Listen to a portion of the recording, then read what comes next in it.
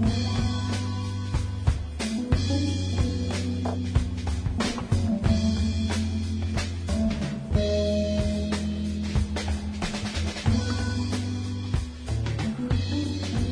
to Anti-War Radio. This is Eric Garris, the director of antiwar.com, your guest host for this half hour. And with me is Congressman Alan Grayson, freshman congressman from Florida, who has made one of the biggest splashes that I've seen for a freshman congressman. And he's here to talk mainly about his excellent bill, the War is Making You Poor bill. Welcome to the program, Congressman Grayson. Thanks. I'm really excited about our bill, H.R. 5353. What I noticed when I was looking at the budget for next year that the president submitted is that it's got $549 billion for the base defense budget, which is basically just what they say they need to keep the lights on at the Pentagon. And then in addition to that, it's got $159 billion more for the wars. $549 billion is as much as everyone else in the world spends on their so-called defense put together. It's 5 times more than what the Chinese spend. It's 10 times more than what the Russians spend. And I thought that $559 billion was enough. So I introduced a bill to take that $159 billion in addition to that they wanted, and say that we'll use that money instead for 2 things. The first thing is to eliminate income taxes on everybody's first $35,000 of income. That costs only $144 billion, and people are amazed to learn that if you simply eliminated the additional cost of the war, you could give everybody $35,000 tax-free. And we take the remaining money that's left over, $15 million, and we do use that to reduce the deficit. And our bill has been scored by the Joint Committee on Taxation, and that's what the numbers are. The Joint Committee on Taxation, which is a bipartisan body, has determined that if you simply eliminated the additional money that the administration wants for the war, you could, in fact, eliminate taxes on everybody's first $35,000 of income, which means $70,000 for married couples. And in addition to that, reduce the deficit. That's the bill. It's 4 pages. That's a great bill. I'm very excited about this bill because not only is it anti-war, but it ties in both taxation and the deficit to make people realize where their money is going. Exactly. And if this bill passed, then over a third of all Americans who are paying taxes now would not have to pay a single red cent in taxes.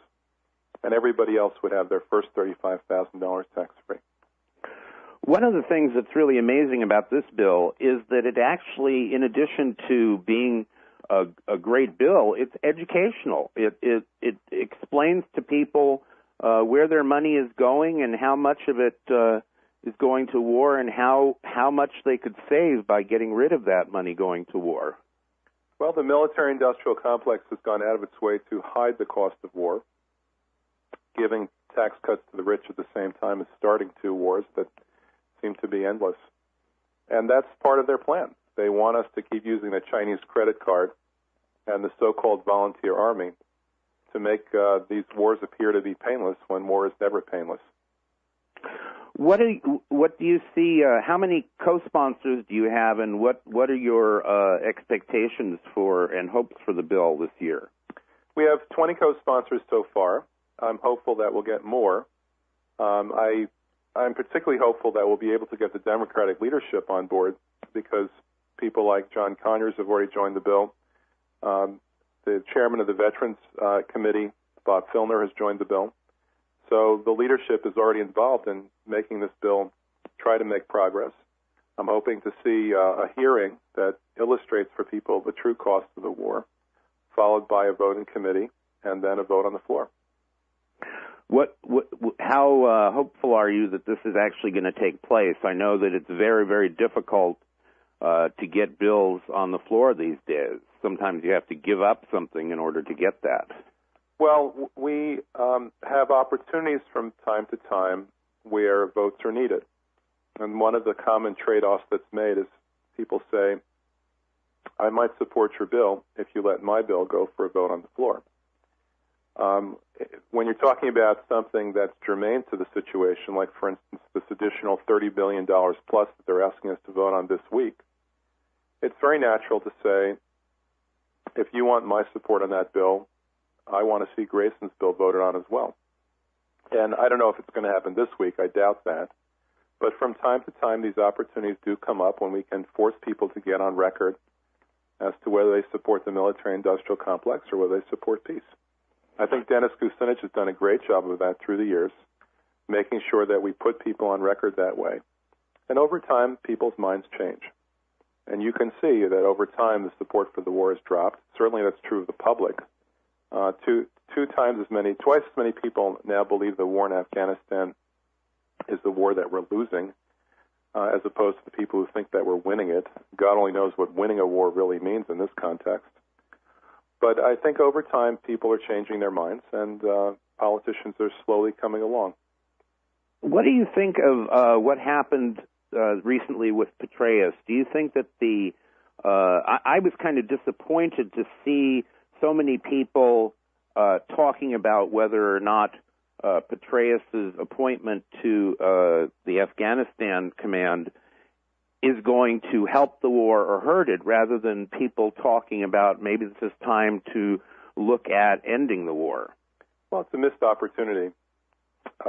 We need to stop leaving these decisions in the command of the military-industrial complex. The military-industrial complex determines our foreign policy and our military policy. Big oil determines our energy policy. And Wall Street determines our economic policy. That's the sad situation that we find ourselves in right now. And we have to break through that. We have to go back to government of the people, by the people, and for the people. People overwhelmingly want peace. In fact, the only way to get them to support a war is to fool them, to make them think that they're under attack. I don't know why anybody would believe at this point that we're any safer because we send our young men and women 8,000 miles away to stick guns in the faces of local people. It seems ridiculous. You had the CIA chief over the weekend state that there are between 50 and 100 al-Qaeda members in Afghanistan, yet what we're supposedly trying to do there is keep Afghanistan safe from al-Qaeda. Well, in fact, General Petraeus said last year, more than a year ago now, that al-Qaeda had left Afghanistan. They weren't there anymore. So I think that the military-industrial complex better get its story straight. What are we supposed to believe? They left and they came back? What happened? Was there no room at the inn for a while? What do you think are the prospects of getting out of Afghanistan in the next few years? Do you think that the 2012 drawdown is realistic, or do you think that, especially since Obama said yesterday that he thinks people are obsessed with the idea of getting out of Afghanistan? I don't know what to say to something like that. Obsessed with saving lives, obsessed with improving America's standing in the world, obsessed with no longer giving the other side a reason to attack us. Okay, well, that really means, when you come down to it, obsessed with liberty, security, and peace. Okay, I'm guilty. Well, it is pretty disappointing to see that being the predominant discussion now, is that we're looking at even abandoning the false 2012 drawdown date. Now it looks like we could be there for a long, long time. Well, there's a lot of slippage in the president's promises on this subject. We actually introduced the bill, The War is Making You Poor, 16 months to the day after the president was sworn in, because, as you may recall, he said we'd be out of Iraq in 16 months. That didn't happen. I don't know. Maybe we have a president who just wants to keep disappointing people. It'd be an interesting approach. Doesn't seem to do much for most people's political career to act that way, but maybe he's different. I don't know. We have to go to a break right now, but we'll be back in a moment with Congressman Alan Grayson.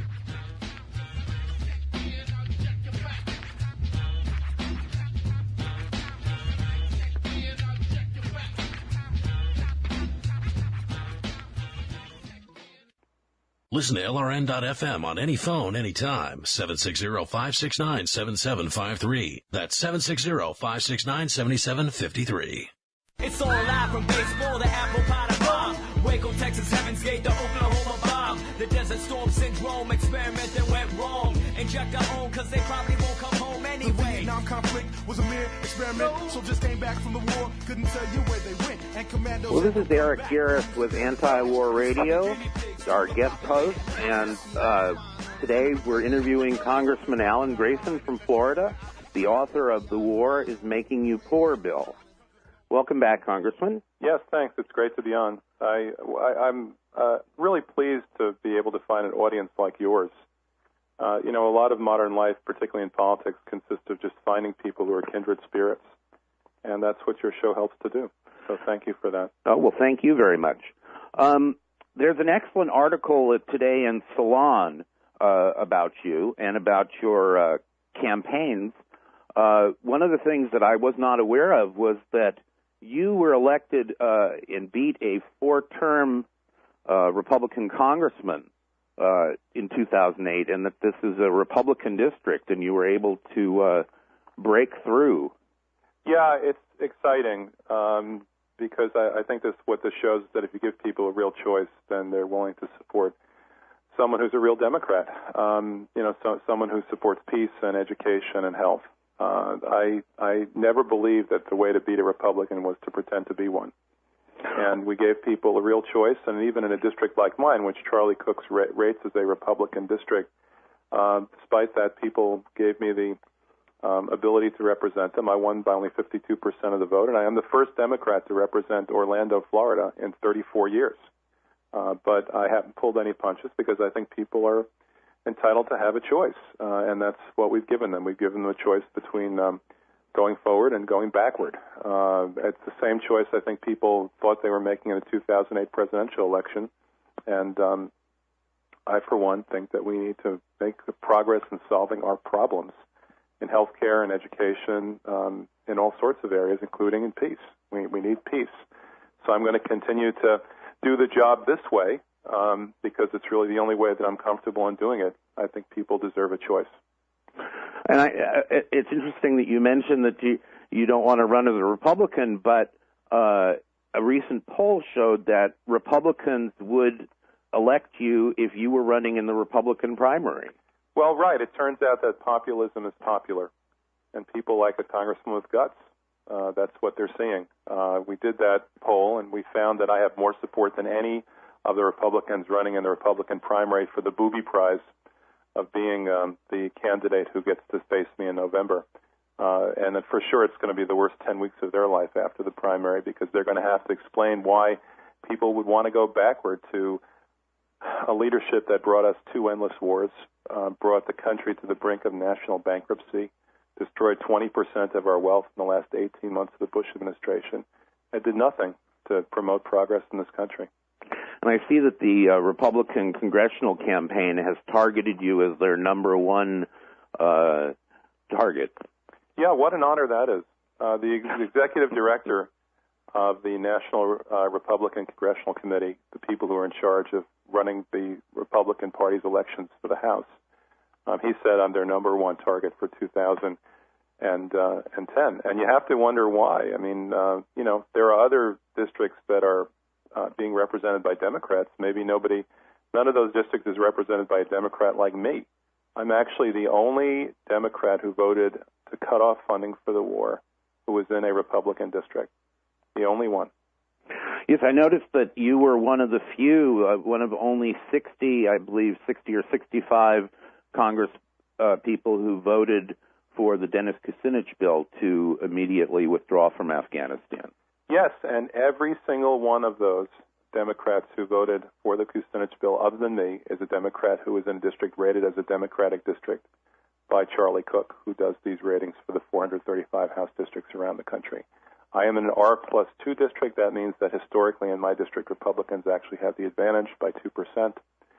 And as I said before, I just don't know any other way to do this. This is why I'm here. I prosecuted war profiteers in Iraq before I was elected. Spent years of my life doing that. I'm not going to change my mind about the war anytime soon. As General Smedley Butler said, war is a racket. Well, you seem to be, of course, Ron Paul, a Republican, voted for the withdrawal from Afghanistan, and he's one of the co-sponsors of the War is Making You Poor bill. You seem very much like the mirror image to Ron Paul on the Democratic side as a maverick, and but still able to get bipartisan support. And I know that you've been working with Ron Paul quite a bit on a number of bills, most notably the Audit the Fed bill. Yes, it turns out that progressives and libertarians have a few things in common. One is a respect for civil liberties. Another one is a desire for peace. A third one is a distaste for the enormous power, economic power, embodied in the Federal Reserve. People aren't aware of this that much, but the Federal Reserve last year handed out $500 billion to foreigners and financed all sorts of bailouts in other countries without actually helping anybody save their home or save their job here in America. There was a big YouTube video where you were questioning Elizabeth Coleman of the Federal Reserve, and that she didn't even realize some of the things that you were bringing up. Yes, I asked her what happened to the $1 trillion with a T that the Federal Reserve handed out in the 8 months before I asked her the question. And she said she didn't know. This is the Inspector General of the Federal Reserve. I think we all felt disgusted by that, Democratic and Republican, liberal, conservative, libertarian, whatever. So Ron Paul and I joined together. I was the first Democratic sponsor of his bill to audit the Federal Reserve, a bill that has been around for 26 years, and we finally got that passed this year for the first time because I spent weeks going to my Democratic colleagues one by one, explaining the bill to them and getting them to sign up on it. And that's a good formula for success right now. People want bipartisanship in solving our problems. And there is the possibility of doing that. In the same way that we were able to do that with the Fed, I'm hoping that we can do that with peace. Well, this is the kind of bipartisanship I like to see, where you're working with people like Ron Paul on both peace and in the area of fighting against government power over the economy. Well, it's true. I think that both libertarians and progressives share an animosity toward entrenched power, whether it's in the government, in the corporate world, or otherwise. When you talk to libertarians on this subject, they don't express much admiration for huge multinational corporations that dominate everyday life. Instead, they talk about how nice it would be if everybody could work for a small business. So there's a lot of commonality there. There's something to work with, and it's better to find common ground than to be fighting all the time and getting nothing done. We have a lot that we need to do. In the area of healthcare, we spend 35% more than any other country in the world. We still have 40 million people in this country who are uninsured, and our life expectancy is now 50th in the world, below Albania. And they had a communist dictatorship for half a century. What's our excuse? Well, we have a lot of work to do, and I think we're going to try to improve that. And in the case of peace, I think we have to work. I've laid out my platform on congressmanwithguts.com, and I'd like people to see it. Go to that website, congressmanwithguts.com, and also call your congressman and tell them that you want them to support the War is Making You Poor bill. We have videos from Oliver Stone, Martin Sheen, lots of videos to show people that there is force for peace today in America. Well, thank you very much, Congressman, for coming on, and I hope to have you on again soon. Thanks. Thank you very much, too. Thank you. God bless your peace-loving audience. Thank you. Bye. Bye-bye.